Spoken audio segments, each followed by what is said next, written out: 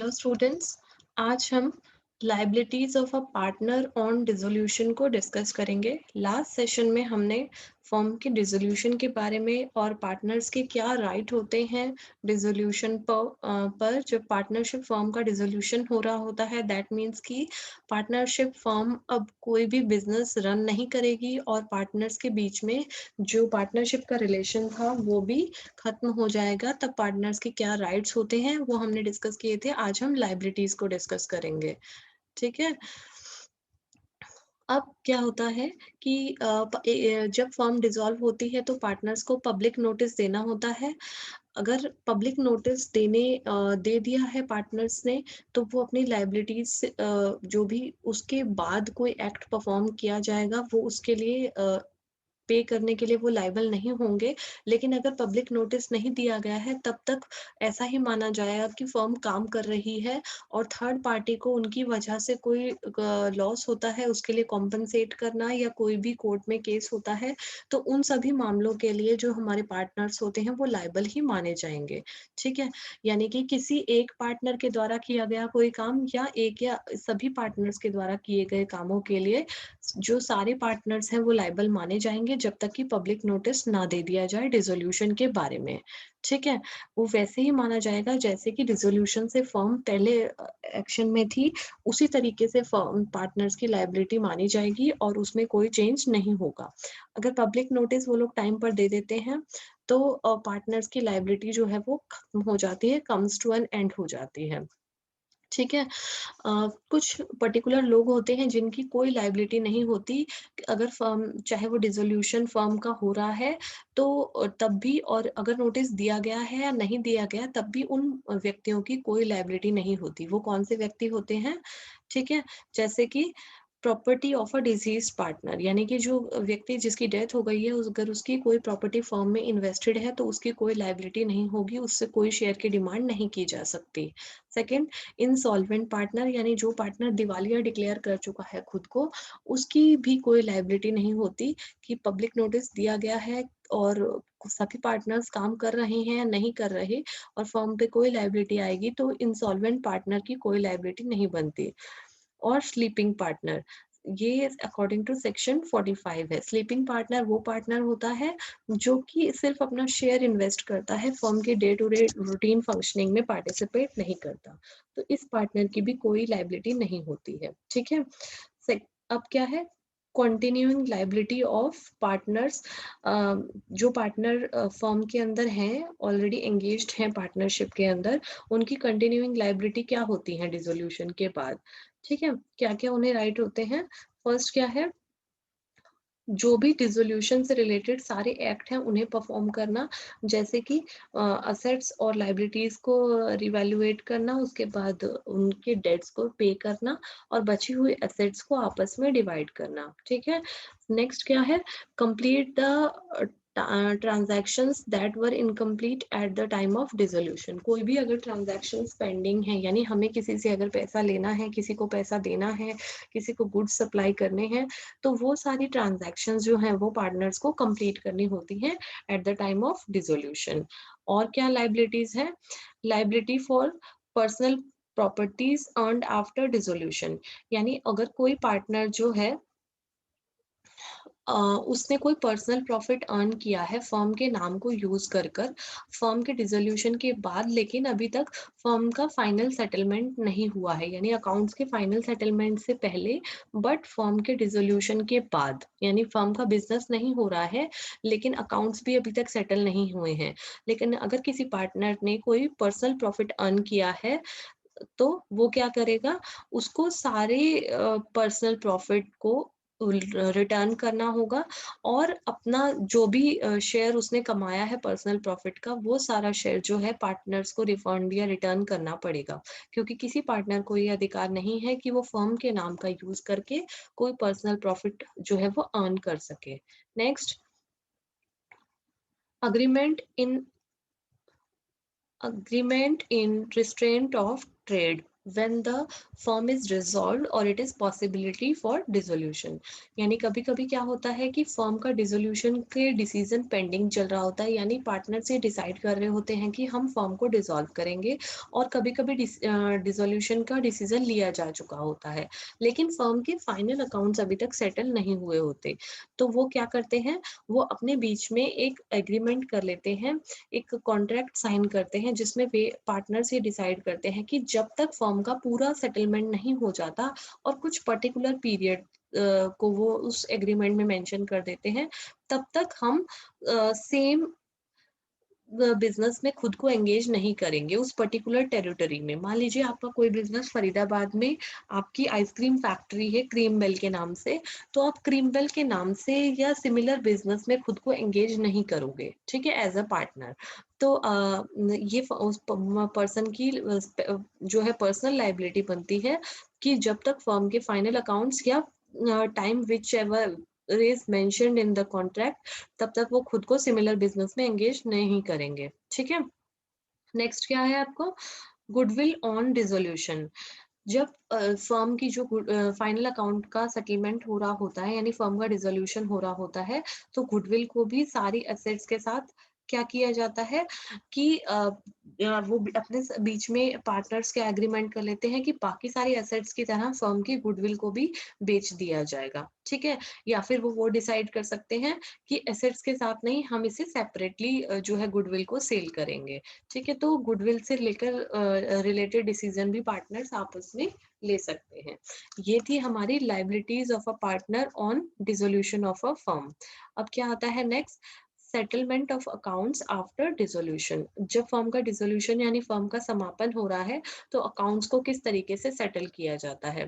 Final account जो होते हैं वो बनाए जाते हैं एक बार, यानी कि एसेट्स लाइबिलिटीज को ध्यान में रखते हुए और प्रॉफिट लॉस को ध्यान में रखते हुए डिसोल्यूशन पर फाइनल अकाउंट्स बनाए जाते हैं, जिसमें जो पर्टिकुलर पार्टनर्स होते हैं उनका इन्वेस्टेड शेयर भी दिखाया जाता है, उनकी कैपिटल ड्राइंग सब कुछ उसके अंदर शो किया जाता है, ठीक है।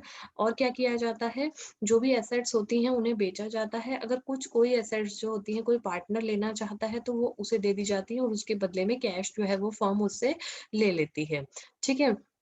फर्म के डेट्स को सबसे पहले पे किया जाता है, जो फर्म की एसेट्स को बेचकर पैसा मिलता है उसमें से फर्म की देनदारियों को सबसे पहले पे किया जाएगा, और बचे हुए अमाउंट को शेयर करते हैं वो अपने प्रॉफिट शेयरिंग रेशो में। अगर पार्टनर्स के बीच में कोई अग्रीमेंट नहीं हुआ होता है, तो इंडियन पार्टनरशिप एक्ट में कुछ कैटेगरीज हैं कि इस ऐसे ऐसे हमें फर्म के डिसोल्यूशन पर सेटलमेंट ऑफ अकाउंट्स करना है, तो उस तरीके से हम सेटलमेंट ऑफ अकाउंट्स करते हैं, ठीक है।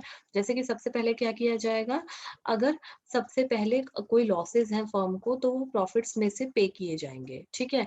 अगर अ, अगर प्रॉफिट्स नहीं है, तो पार्टनर्स की जो इन्वेस्टेड कैपिटल है फर्म में से, उसमें से लॉसेस को पे किया जाएगा, ठीक है।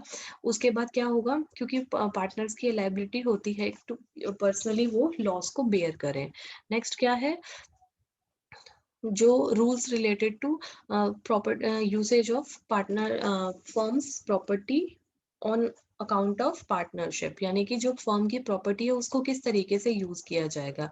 सबसे पहले क्रेडिटर्स को पे किया जाता है, उसके बाद अगर पार्टनर ने कोई लोन दे रखा है फर्म को अपनी कैपिटल के अलावा, कभी कभी पार्टनर्स कोई लोन दे देते हैं, फिर उसको वो लोन रिटर्न किया जाता है। उसके बाद क्या किया जाता है, return the investment made by the partner. Partner ने जिसकी जितनी जितनी सबकी इन्वेस्टेड कैपिटल होती है उसको रिटर्न किया जाता है। नेक्स्ट, और distribute the balance if any, और डिस्ट्रीब्यूट द प्रॉफिट, यानी जो भी बैलेंस बचता है उसको वो डिस्ट्रीब्यूट कर लेते हैं, ठीक है। और वो पार्टनरशिप डीड के अंदर मेंशन होता है। नेक्स्ट क्या होता है, जब फर्म की जो एसेट्स होती हैं वो इनसफिशिएंट यानी कम होती हैं फर्म की देनदारियों को चुकाने के लिए, तब क्या होता है कि फर्म सबसे पहले फर्म की इंडिविजुअल एसेट्स जो होती हैं उसको यूज किया जाता है फर्म की जो पार्टनर्स की इंडिविजुअल लायबिलिटीज को पे करने के लिए, और उसके बाद उनके पास जो एसेट्स बचती हैं उसमें से फर्म के डेट्स को पे किया जाता है। यानी क्या रूल है देखिए, अगर मैं आपको क्लियर करती हूँ कि अगर मान लीजिए फर्म के पास एसेट्स कम पड़ जाती हैं उसकी लायबिलिटीज़ को पे करने के लिए, और पार्टनर्स के पास अभी इन्वेस्टमेंट है, उनके पास अभी अपनी पर्सनल एसेट्स हैं। तो क्या किया जाता है कि जो पार्टनर्स की पर्सनल एसेट्स हैं उनके सबसे पहले पर्सनल डेट्स उसमें से पे किए जाएँगे। फिर अगर कुछ बचता है पार्टनर्स के पास इंडिविजुअली, फिर उसमें से जो फर्म की लायबिलिटीज़ हैं उसको पे किया जाता है, ठीक है? जिस उस शेयर में उनसे क्या इन्वेस्टमेंट माँगी जाती है, यानी कि लायबिलिटीज़ को पे किया जाता है जिस शेयर में वो प्रॉफिट और लॉस को शेयर करते थे, ठीक है? नेक्स्ट क्या है, अगर कोई पार्टनर फर्म के डिसोल्यूशन के बाद लेकिन फाइनल अकाउंट्स के सेटलमेंट होने से पहले कोई पर्सनल प्रॉफिट अर्न करता है फर्म के नाम को यूज करके, तो उसे वो भी रिटर्न करना पड़ता है, ठीक है? क्योंकि बाकी पार्टनर्स को उस प्रॉफिट में कोई शेयर नहीं मिला है और फर्म का नाम यूज करके उसने उस प्रॉफिट को अर्न किया है, इसलिए उससे वो शेयर भी हम रिटर्न ले लेते हैं, ठीक है? तो इस तरीके से फर्म का फाइनल अकाउंट का सेटलमेंट होता है। नेक्स्ट क्या है, अगर कोई पार्टनर जो है वो प्रीमियम देकर पार्टनरशिप के अंदर एंटर होता है, और मान लीजिए वो ये पॉइंट मैंने आपके साथ पहले भी लास्ट सेशन में भी डिस्कस किया था।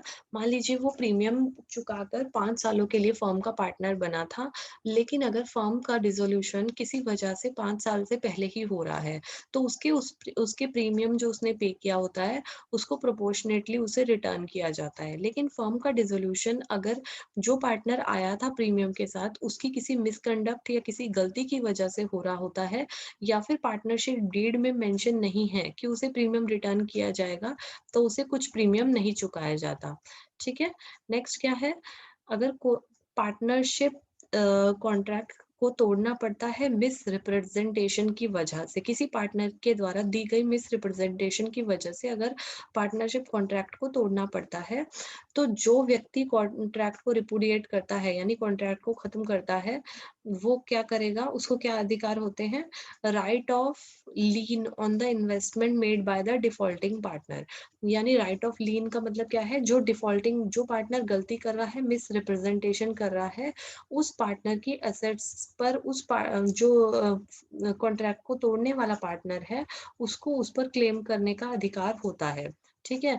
नेक्स्ट क्या है, right to be indemnify for the loss or representation made by the defaulter।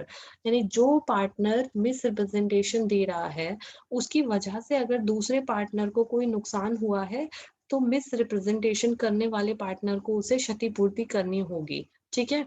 क्योंकि वो पार्टनर तो कॉन्ट्रैक्ट को खत्म कर रहा है, मान लीजिए फर्म आगे समय तक बिजनेस करती तो उसे प्रॉफिट होता, लेकिन एक पार्टनर की गलती की वजह से फर्म को बंद करना पड़ रहा है, डिसॉल्व करना पड़ रहा है, तो उसे एक तो उसकी एसेट्स पर लीन का अधिकार है, यानी उसकी एसेट्स में से उसके जो डेट्स है उसको चुकाया जाएगा, और दूसरा क्या है, उसे इंडेमनीफाई यानी क्षतिपूर्ति को प्राप्त करने का अधिकार होता है।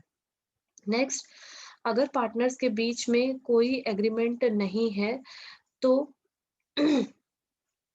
तो क्या होगा, जब तक फर्म के डिसोल्यूशन की एक्टिविटीज यानी सेटलमेंट ऑफ अकाउंट पूरी तरह से नहीं हो जाएंगे, तब तक पार्टनर्स पर ये ऑब्लिगेशन होती है कि वो फर्म के नाम को या फर्म की प्रॉपर्टी को अपने पर्सनल पर्पस के लिए या पर्सनल बिजनेस के लिए वो यूज नहीं करेंगे, ठीक है? नेक्स्ट क्या है, और पार्टनर्स को ये अधिकार भी होता है कि वो आपस में ऐसा कॉन्ट्रैक्ट करें कि आफ्टर डिसोल्यूशन फर्म के फाइनल अकाउंट्स के सेटलमेंट से पहले या फिर एक पर्टिकुलर टाइम पीरियड तक वो किसी सिमिलर बिजनेस में एंटर नहीं होंगे एज अ पार्टनर, ठीक है?